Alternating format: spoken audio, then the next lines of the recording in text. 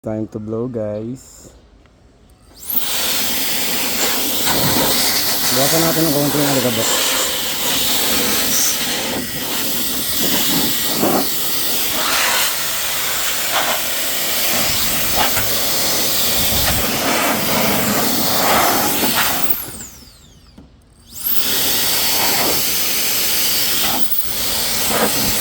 Tandaan nyo, huwag yung hayaan umiikot yung fan. Baka magkarga tapos masira ang board natin.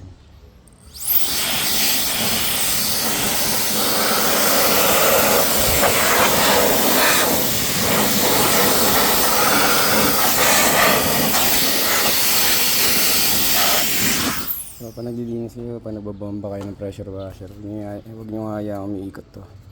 Kasi maaaring masira itong fan. So kung gusto nyo, tanggalin nyo to, ito, para wala siyang connection sa board.